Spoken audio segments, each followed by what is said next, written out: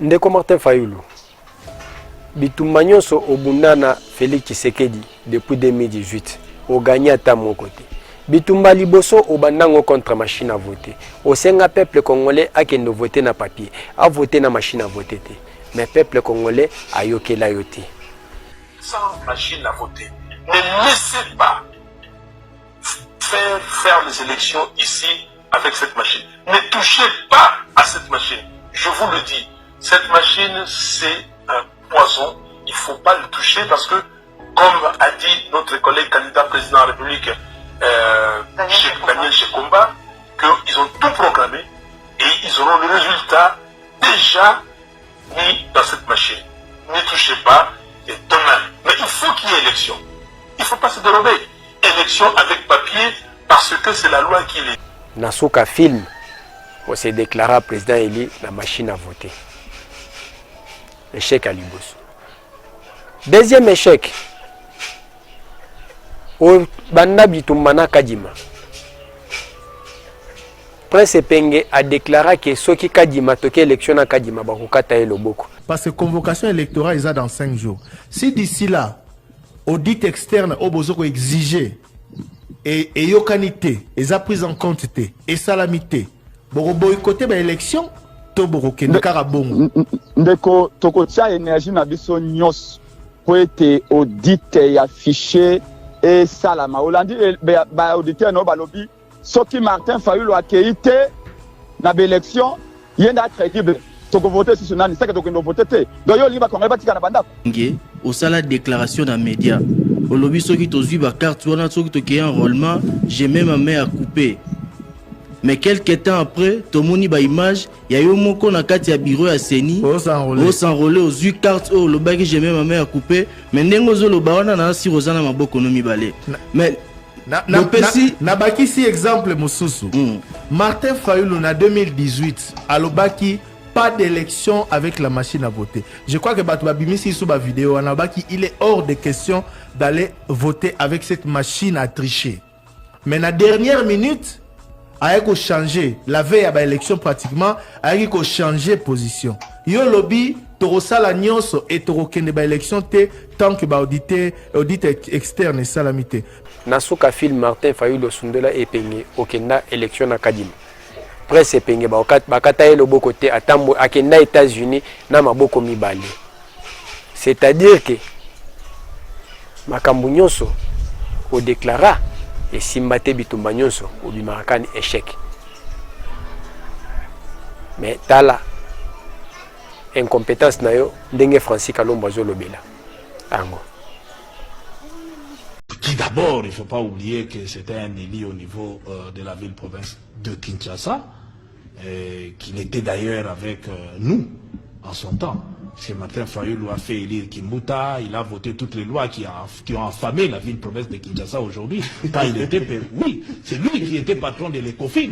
Et je l'ai dénoncé en son temps que Mikate Gobunga. Aujourd'hui, on n'a pas de beignets à Kinshasa à cause de Martin Fayulu. Aujourd'hui, on taxe le Fungo et tout ça. C'est lui qui est président de l'ECOFIN, a fait voter des lois qui affament aujourd'hui la ville-province de Kinshasa. Donc, moi, je pense... C'est votre pion. Non, nous l'avons chassé. Nous l'avons chassé même de l'ECOFIN, même de la majorité. C'est comme ça qu'il est allé dans l'opposition. Nous l'avons chassé. Donc, ce n'est pas que... Parce qu'on a constaté que ce monsieur avait plus d'intérêt pour lui, personnel, plutôt qu'il puisse servir les intérêts du peuple quinois.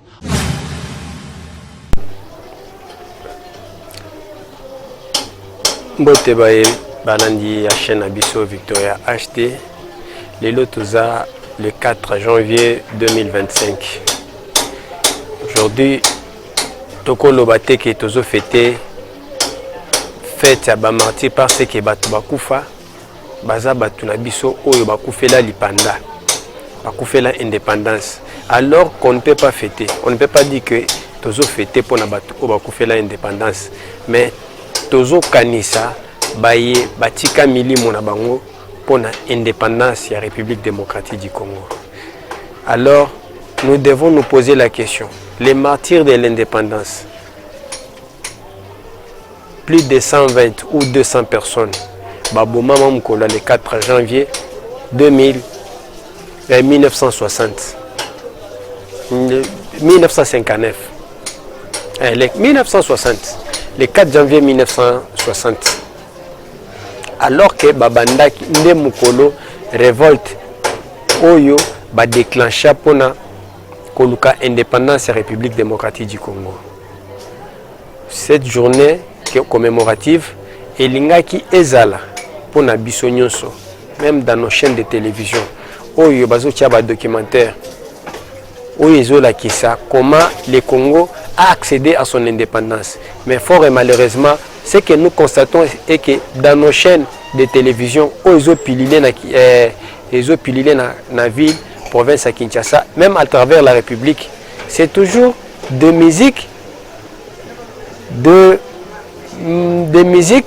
c'est toujours des films, c'est toujours des prédications. Alors que thème où ils ont se concordé na anniversaire ou bien combien 65e anniversaire, il y a martyr de l'indépendance Eza Mingi exploité.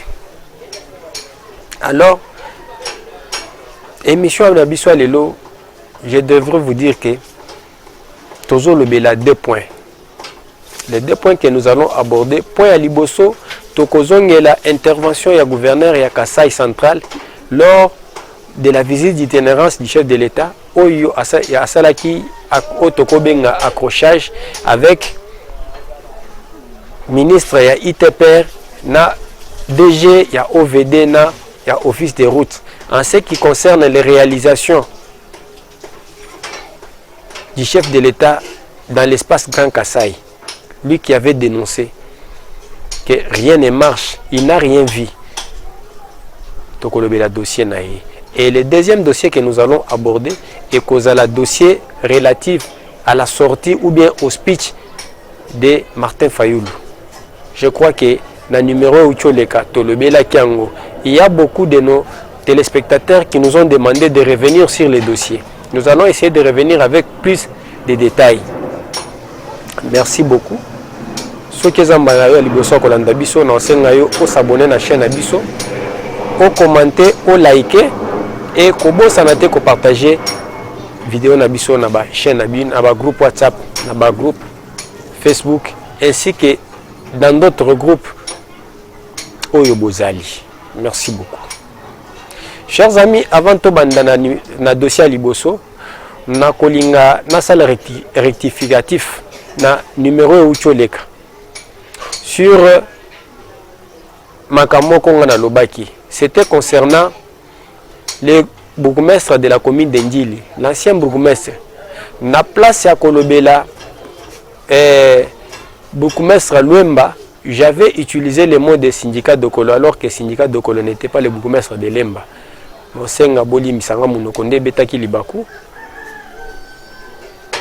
Alors, nous allons commencer notre premier point. Et le premier point que nous allons aborder est concerné sortie ou bien accrochage au Isalamaki Nakananga entre les gouverneurs et les ministres des ITPR Alexis Kisaro et le DG de l'OVD M. Tumbachikela et celui de l'office des routes. Sortie ou bien accrochage au Isalamaki entre le gouverneur du Kasaï central qui est un combattant de l'UDPS. Il a été élu comme gouverneur sous la casquette de l'UDPS. Cela a prouvé que pour ceux qui disent qu'à l'UDPS ce sont des fanatiques, le gouverneur du Kasaï central a prouvé encore une fois qu'à l'UDPS il n'y a pas de fanatiques. À l'UDPS il y a un front parler. Mais pour ceux qui veulent diaboliser, qu'à l'UDPS, il y a des fanatiques. Et encore, namoni ba opposant ou bien l'opposition y a pété oyu. Balingi ba exploiter discours, il y a gouverneur à Kasaï central. Pour dire que le gouverneur à Kasaï central a dénoncé qu'il y a lobby que eloko ezate. Mais alors, ce sont ces mêmes opposants. Chaque fois que les combattants de l'UDPS ou bien le membre, ceux qui soutiennent le président de la République, Bazo Koumisaye, Balobakana Bango, que ce sont des fanatiques. rien ne marche, bango balobaka ke eloko zo marché, bazo komisa nyonso. Alors que lelo baye ko koya na poule ya gouverneur à Kasai central. Pour dire quoi? Pour dire que le gouverneur du Kasai central, monsieur Moïse Kamboulou, avait raison et a raison. Bien que je n'ai pas eu le temps d'aller au Kasai central, mais d'après les images qui me parviennent à chaque moment dans le numéro de WhatsApp au bâtiment de la Kanga. Babilo Kwamike Mike Oizo Salema à travers OVD. Et si vous regardez les montants décaissés, c'est en termes de millions de dollars. Comment en plein 21e siècle, OVD pour Akende Kokanga Ravin na Kananga, bazo utiliser babèche, bazo utiliser babrouette pour nous la ravin à Mounene. Et vous allez dire que ce sont des travaux, le gouverneur doit se taire. Je vais vous surprendre avec des images. Il y a Kanangana. Je ne sais pas si je fouille et je vais les mettre sur Namoniango et Zana Katianine. Réalisation à côté de la bino image. Il y a Kasai central. Oyo bazo sala musala ya ravin. Bazo sala na brouette. Et quand le gouverneur dit que na Kasai central matériel les athées et bazo blâmer, il ne peut pas dire cela. Le gouverneur ne peut pas dire cela. Il est appelé à la retenue. Si le gouverneur est appelé à la retenue, alors ceux qui détournent l'argent de l'État sont appelés à quoi? Tant aux bien que le gouverneur de province, c'est le représentant du chef de l'État en province. Alors, ce qui le lot est sali que mandat à Félix Tshisekedi est sili. Et le gouverneur a sali le comme côté. La première, d'ailleurs, il y aura deux personnes au Yobako Finga. On va insulter le gouverneur, on va insulter le président de la République. Bakotika la otanga kombo ya ministère ya ministre intérieur te. Bakotika la otanga kombo ya ministre ya ITPRT. Les deux personnes qui seront visées, c'est le gouverneur et le président de la République. Et vous dites que non, le gouverneur doit avoir un minimum de retenue. Le gouverneur a droit de dénoncer. Le président lui-même, qui est son chef direct, combien de fois a-t-il déjà dénoncé? Combien de fois le président de la République, là où ça ne marche pas, il a toujours dit. Et vous, vous appelez que le gouverneur ait une retenue. Mais c'est faux. En ce qui concerne l'être Onamoni, au Batindelier, Telegram, au Batindelier, qui est na Kinshasa pour la consultation. Mais, monsieur le gouverneur, ne baissez pas les bras. Yakana Kinshasa. Si bako bomba bako garder yoke, kosala kozonga lisusu na kanangate. Mais vous êtes un héros. Parce que vous avez dit ce qu'il fallait dire. Vous êtes devenu, vous sortez comme un véritable combattant de l'UDPS. Et je ne pense pas que le ministre de l'Intérieur, M. Jacquemain Chabani, peut faire cela. Monsieur le ministre de l'Intérieur, Jacquemain Chabani, a koki koboyate, monsieur le gouverneur Azonga Nakananga. En ce qui concerne monsieur le gouverneur, Kozonga Nasimate. Et moi, si le jour où j'aurai l'occasion d'arriver à Kananga, et je vais amener le matériel, les caméras et tout, et les drones, je vais filmer Bisika Nyonso Oana, na rapport, que ça ne marche pas. Et je vais balancer, vous allez voir. Et je vais balancer pour vous. Et vous verrez tout ça. Monsieur le gouverneur, même si on vous suspend, vous sortez tête haute. Voilà le premier dossier que j'aimerais aborder en ce qui concerne le gouverneur du Kasai central. Maintenant, je vais passer au deuxième sujet que je vais aborder. Et je vais revenir, le deuxième sujet, je vais revenir sur les propos de Martin Fayoulou. Dans son speech, wana ebike ekolia biso mwata mena kosala tout na écourté yango. Pourquoi nazozongelango? Il y a beaucoup de gens qui m'ont contacté une box babizongi la place wana et boye pona bando expliquer. Mais au lieu d'expliquer mutu moko na moko, je vais revenir et faire un autre numéro pour expliquer. En ce qui concerne Martin Fayoulou, à titre de rappel, depuis que la coalition Lamouka s'est retrouvée à Genève, composée de 7 personnes, Jean-Pierre Bemba, Adolphe Mouzitou, Martin Fayoulou, Félix Tshisekedi, Matungulu et Moussa Nyamwisi. Moussa Nyamwisi et qui encore? J'ai oublié une personne parmi eux. Quand ils se sont retrouvés à Genève, Basali comprend na bango ndenge basalaki. Bazongi ao. Je vous rappelle, et je l'ai déjà dit dans un autre numéro, que Martin Fayoulou Bitumba Nyoso ou engagé contre Félix Tshisekedi a gagné à mon côté, a longata et Tumba mon côté. À titre d'exemple, Martin Fayoulou à Genève, Bazongi na Kishasa, Martin Fayoulou déclare haut et fort que Moutou a simba peuple congolais, ba simba machine à voter. C'est un poison. Et Moutou a simba machine à voter, basi ba proclamer déjà Ramazani Chadari. Moutou a simba machine à voter, a voter Chadari. Bozo papier duplicateur, bo voter nga, bo tchanani. Peuple congolais a landa été. Et Martin Fayoulou a Kouya. Et après les élections, c'est lui la première personne Oyo a se déclaré que Aza, président Eli, avec la même machine à voter au Alobaki Kebacha Chadari Nakati. Aye na deuxième combat, a bandi vérité des urnes. Il a tourné avec la vérité des urnes. Et ça s'est transformé à la vérité des urines. Ça n'a rien abouti. Aye na troisième combat, a bandi plan de sortie de crise. Et le peuple congolais a compris que la crise dont faisait Martin Fayoulou allusion ne régnait que sur la tête de Martin Fayoulou. Atikala kopé ça y confiance. Et Nasuka film, ti les lois papier na ya plan de sortie de crise à Bomba Ngonanda. Aye na quatrième combat. Quatrième combat, aye na bureau Kadima. Alobi Kadima, ndenga zaboye akolekate. Prince Penge. Achas loboko na eke soki Kadima leki bakokata loboko na ye. Nasuka film tosala élection na Kadima bakata epenge loboko te mais Martin Fayoulou a kenda une élection.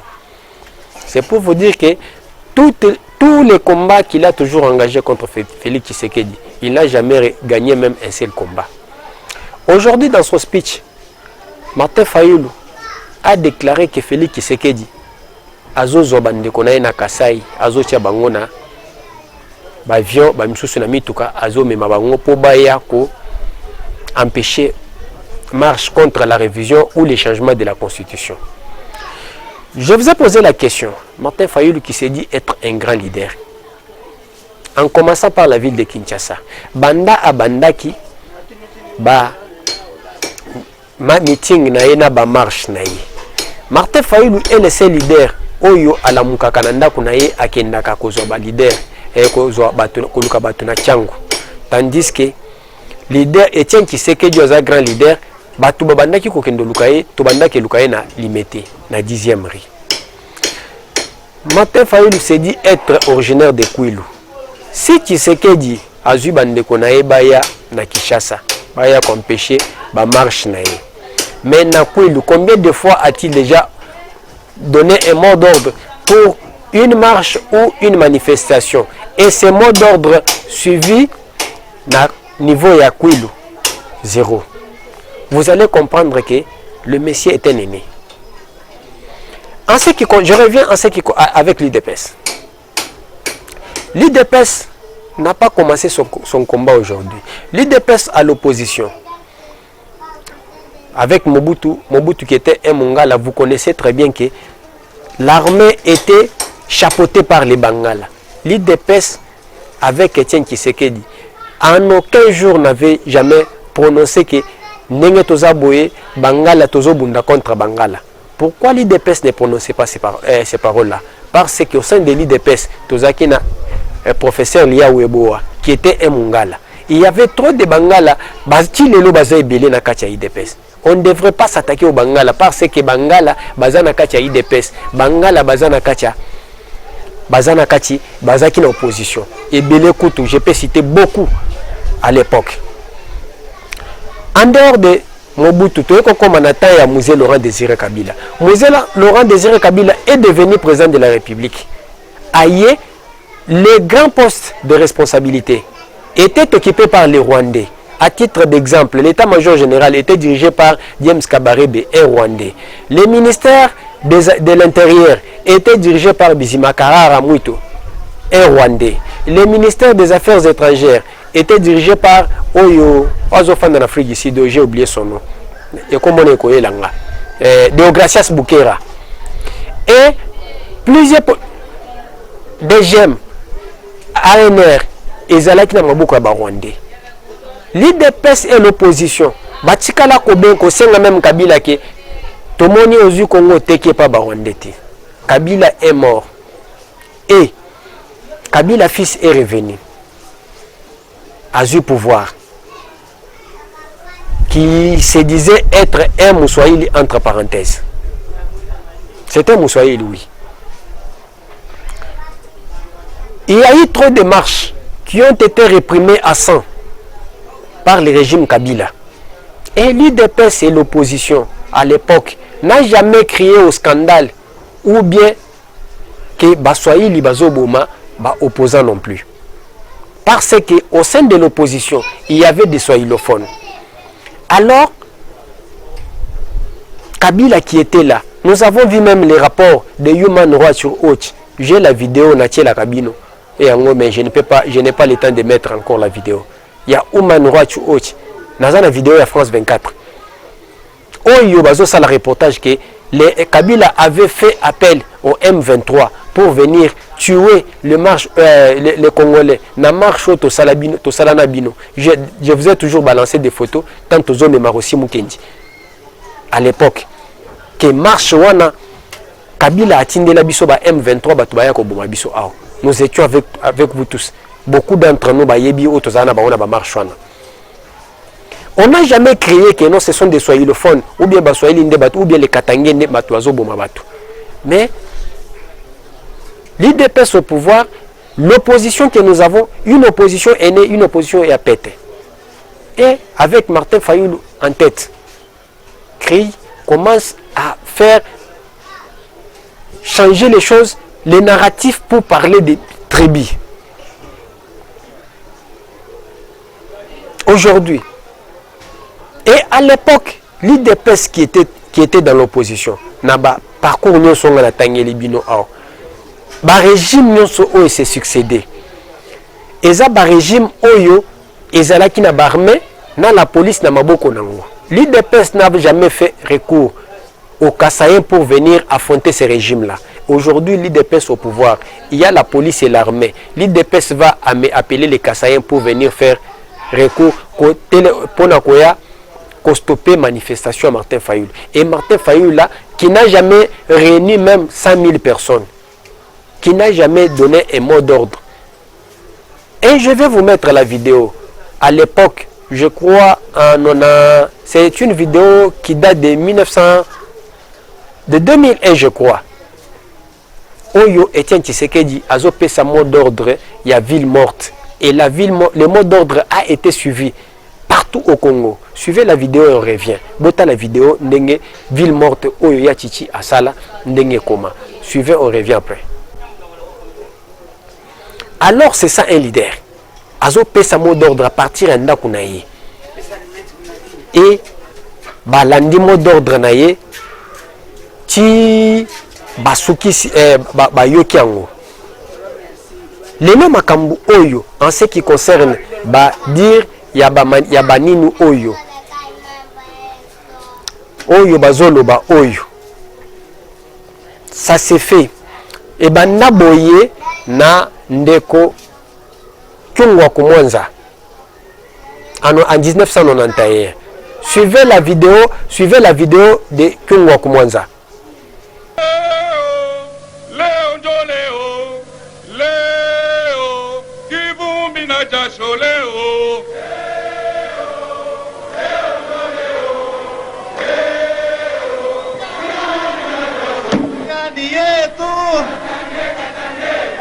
Katanga ni yetu. Jambo yenu watoto ya mama. Par conséquent, monsieur le Premier ministre, les Katanga ne collaborera pas avec monsieur Etienne Tshisekedi. Nous refusons.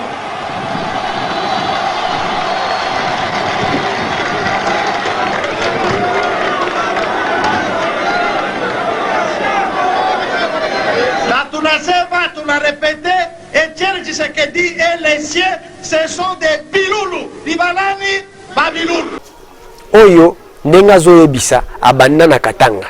Suivez, on revient après.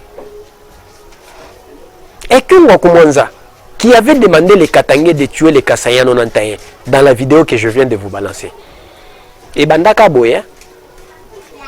Et après avoir tué les Kassaïens, nous avons vu Kungo Kumonza pour se faire un nom, pour flatter Mobutu.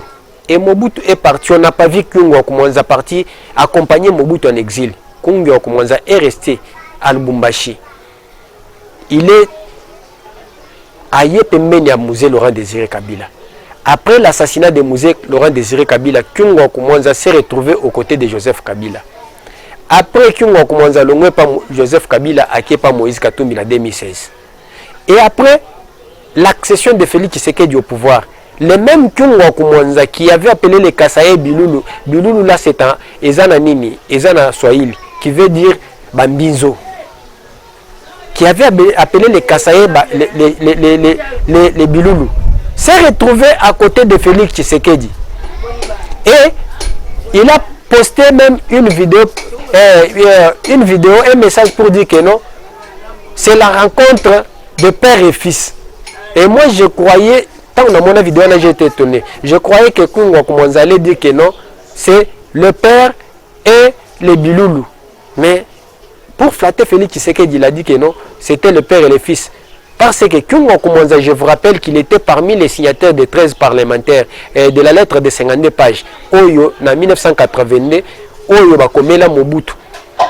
Par les 13 parlementaires. Et parmi les 13 parlementaires, Kungo Kumonza était parmi eux. C'est pour vous dire quoi?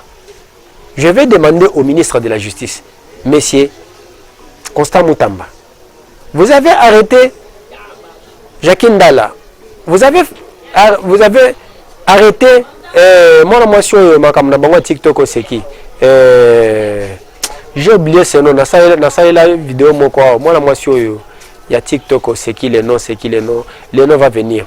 Ba makamna bangwa buzo ba oba akenda obanda kena Dubai na sala ngoku tu numéro mobimba pour la vidéo abimisa contre Kabunjwale ça et l'autre. Alors mais cette vidéo il faut une interpellation pour stopper l'hémorragie. En ce qui concerne le deuxième point, Martin Fayulu nous parle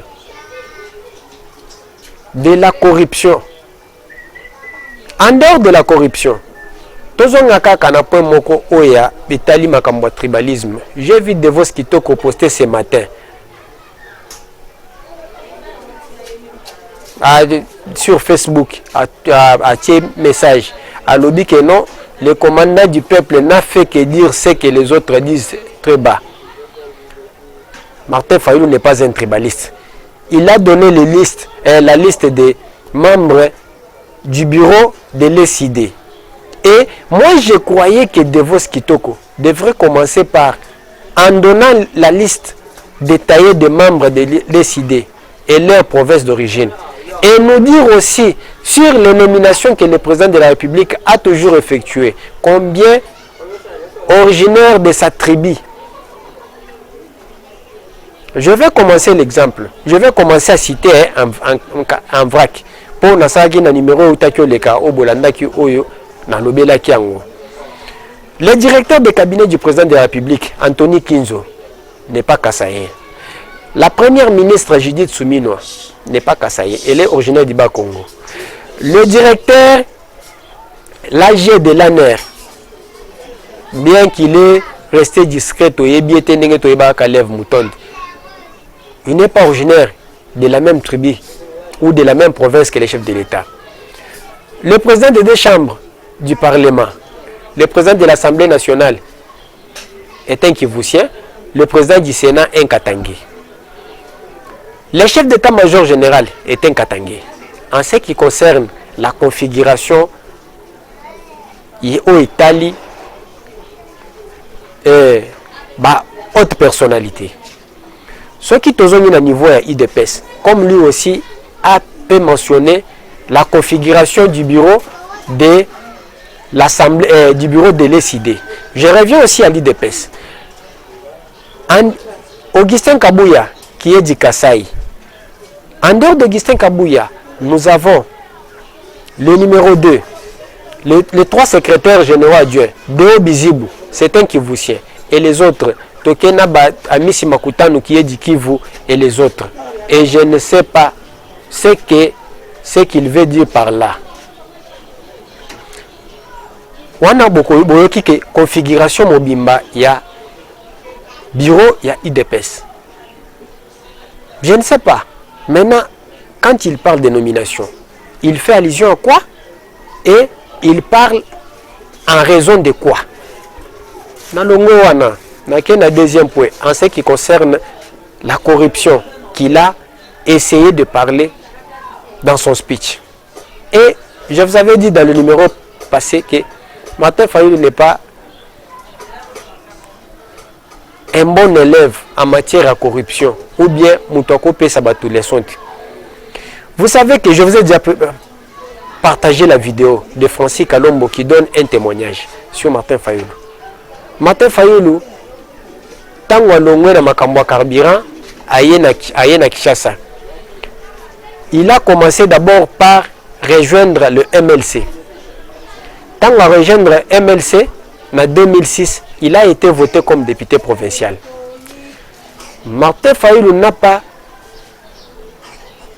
résisté face à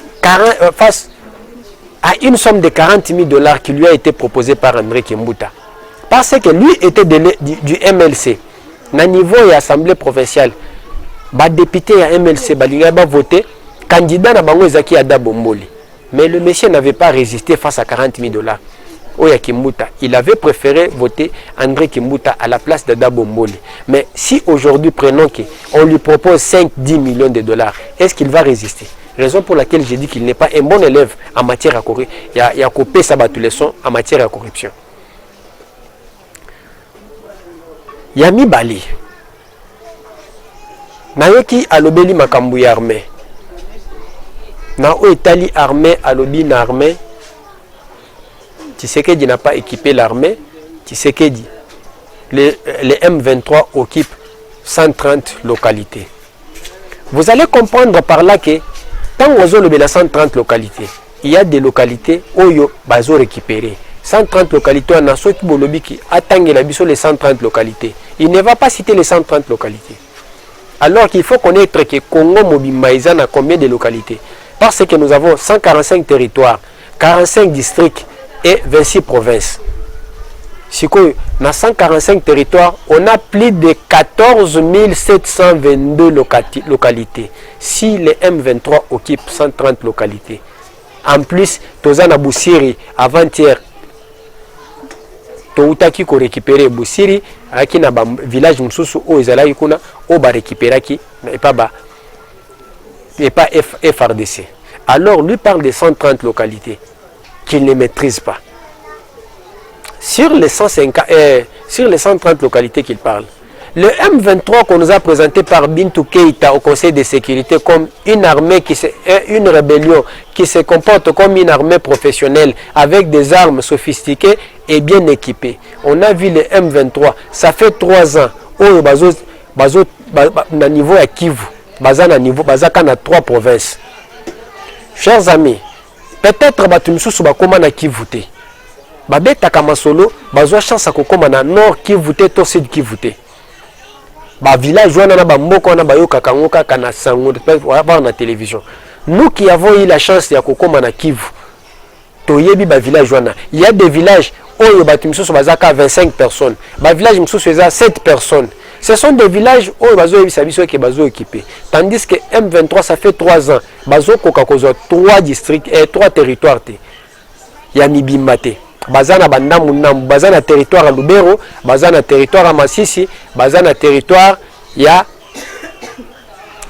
nini, bazana 3 territoires ya Pamba. Bakoki ya Mibimbate, ya Nambute, bakomi atana 5 territoires ya Mibimbate. Alors, à l'époque de Joseph Kabila, nous avons connu, vous savez que c'est 2 janvier, nous avons célébré le 14e anniversaire ya Mamadou Ndala, qui a été tué en 2014, 11 ans après. Nous célébrons l'anniversaire ya Mamadou Ndala le 2 janvier, au Bakunda, le coin Soso na cimetière à Kitambo, cimetière à musulman à Kitambo. Mais un héros. À cette époque-là, le M23, dans moins de 30 jours, Bazwa, province à Nord Kivu Mobimba. Mais aujourd'hui, ça fait 3 ans que le Rwanda, Azo Bundapo, Azwata 3 territoires Azo Kokate. Vous allez comprendre que, et en ce qui concerne équipement et armée, comme j'avais dit la fois passée, aujourd'hui, nos militaires qui sont au front, et ceux qui sont même ici à Kinshasa, ceux qui sont au Taliban, vous allez comprendre que non, vous êtes en face des militaires. Alors que, pas plus tard qu'hier, sous le régime de 18 ans, d'un président qui se disait être militaire, tandis que Ngamoko Nalobake Kabila a sa la formation à INPP, a sa la qui soda à auto-école CAMS, quoi qu'il n'a sa la 3 mois en Chine. Il n'a jamais été militaire parce qu'un vrai militaire, on a Congo formé à Bango na Efo Kananga. Kabila n'a jamais été à l'Efo Kananga.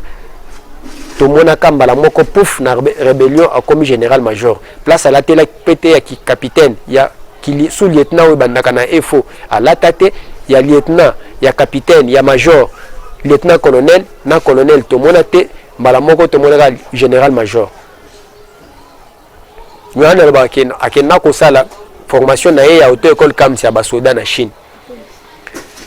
Lui qui était soldat, atikala ko équipé basoda na bisote. To bandaki omona bango bazo tambola na bateni ya kotoboka. Même dans les réseaux sociaux, il y a beaucoup de photos où to bandaki omona ngo sous les pendant 18 ans où ya basoda na teni ya kotoboka. Aujourd'hui, c'est difficile. Et parler de l'équipement. Aujourd'hui, ici, je parle pour la ville de Kinshasa, dans nos camps militaires, dans les camps Kokolo, camps Tchachi, camps Seta, avec l'aide du service national, nos militaires, bazo sont massacres à Semoul à 18 000 francs. C'est vérifiable, aller dans les camps militaires, cantine à service national. C'est 18 000 francs pour chaque militaire. Et parler d'équiper un militaire. Et ces militaires qui sont là, nakena matoste pona lobake ba drone les loba drone kamikaze au 15 au Rwanda yaki nango na niveau ya Kibumba pour à bombarder nyoso ba battre yango. C'est avec quel matériel? Est-ce que ces matériels là ont été achetés par Martin Fayulu? Donc même le peuple congolais a compris que Martin Fayulu bisika batu bamonaka il a toujours vécu dans la planète Mars. Biloko nyonso oyo ya lobaka ezaka ya lokuta. Il y a un point peut-être que j'ai oublié en ce qui concerne la révision constitutionnelle. Martin Fayulu s'oppose à la révision constitutionnelle ou au changement de la constitution.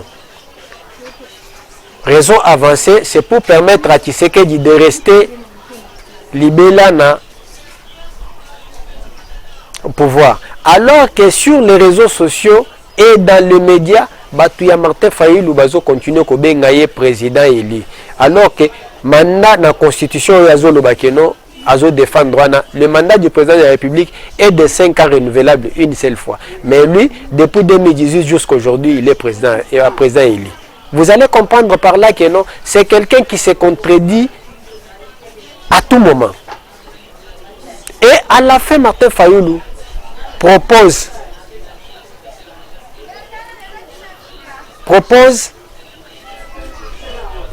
la réforme constitutionnelle. Donc, qu'on réforme le bureau, il y a Cour constitutionnelle. Alors que pour réformer la Cour constitutionnelle, la première des choses, il faut toucher à la Constitution.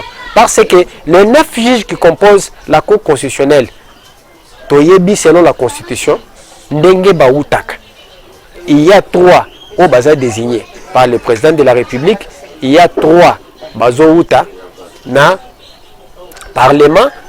D'ailleurs, vous verrez, avant que le Parlement aille en vacances, Bomoni Bauti remplacer juge Moko na Cour constitutionnelle.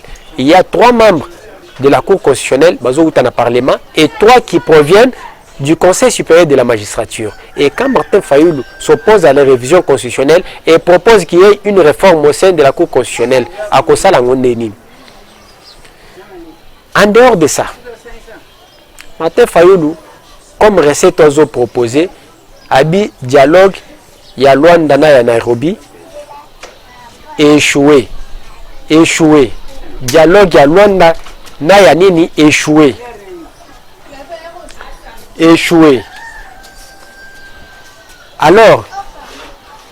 Alors dialogue à Luanda na Nini, échoué. Tandis que Azo proposé dialogue, il y a Kinshasa, qui sera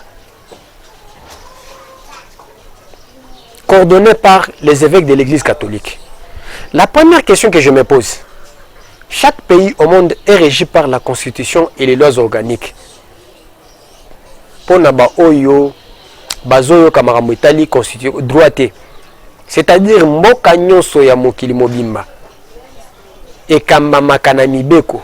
Mibeko Anezamo, Beko Likunzi, Otobengaka Constitution, na Mibeko Oezo la Ezo Landa. Toloba Oyo Ezo accompagné Constitution. Je ne sais pas.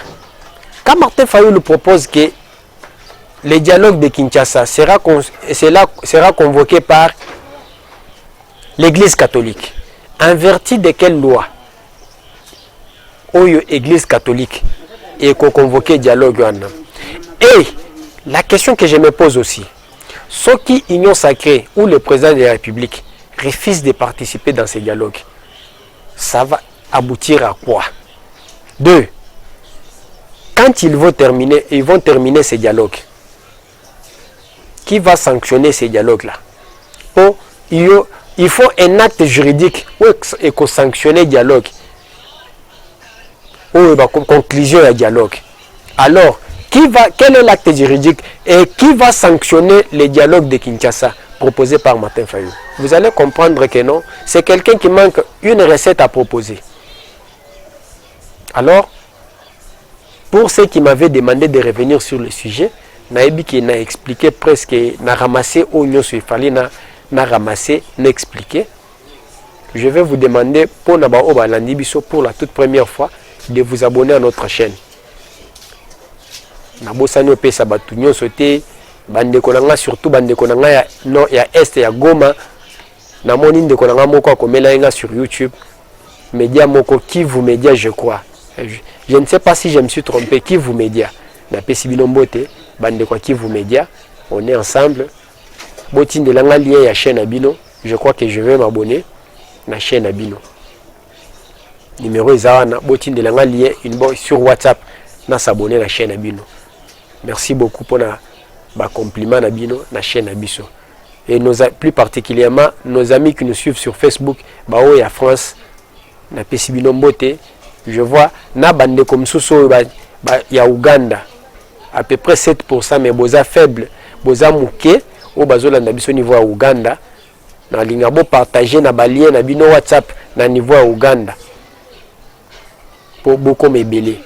Jusque là, boza mouké na niveau à Ouganda. Nazotala na tableau de bord, ba pays nyoso bazolanda. Bande ko na biso ya Rwanda o babanda ki olanda biso na moni ba limwe na carte na tableau de bord. Merci beaucoup à tous ceux qui nous suivent. Continuez toujours à nous suivre. Merci, ciao. Et on se retrouve après dans un autre numéro. Ciao, bye.